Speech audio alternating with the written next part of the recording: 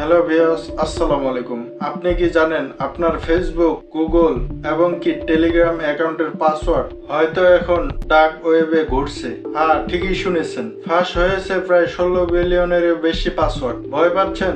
এক্ষুনি সচেতন হন। আজকে আমি কথা বলবো আসলে ঘটনাটা কি, কিভাবে ফাঁস হলো এত সব তথ্য, এবং এই মুহূর্তে আমাদের করণীয় কি।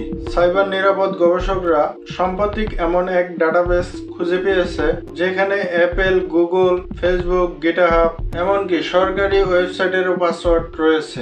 এই রহস্যময় সার্ভারে পাওয়া গেছে প্রায় 184 মিলিয়ন তথ্য। শুধু তাই নাই, এরকম 30টি আলাদা আলাদা ডাটা সেট পাওয়া গেছে যেখানে প্রায় 16 বিলিয়নেরও বেশি ইউজার তথ্য রয়েছে। এই ভয়াবহ ডাটা লিক হয়েছে কিভাবে?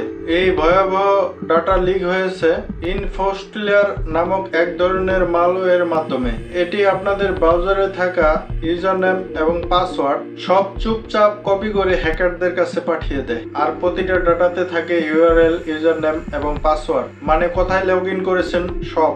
এখন আমাদের করণীয় কি, কিভাবে আমাদের ডিভাইসের ডাটা নিরাপদে রাখবো?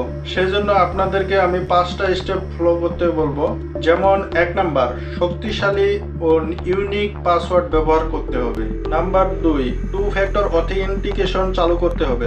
নাম্বার 3, পাসওয়ার্ড যে কোনো ব্রাউজারে সেভ রাখবেন না এবং শক্তিশালী পাসওয়ার্ড ম্যানেজার ব্যবহার করুন। নাম্বার 4, সময় মতো পাসওয়ার্ড পরিবর্তন করতে হবে। নাম্বার 5, সন্দেহজনক লিঙ্কে ক্লিক করা থেকে বিরত থাকুন। মনে রাখবেন, একবার পাসওয়ার্ড ফাঁস হওয়া মানে আপনার অ্যাকাউন্ট ঝুঁকিতে থাকা। তাই এখনই সতর্ক হন। ভিডিওটি শেয়ার করুন, বন্ধুদের জানান, কারণ এক ক্লিকে আপনি বাঁচাতে পারেন আরো অনেককেই। ভিডিওটি দেখে যদি আপনার উপকার হয় তাহলে ভিডিওটিতে অবশ্যই একটি লাইক করে দিবেন।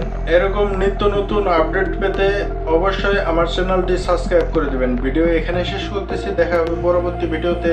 আল্লাহ হাফেজ।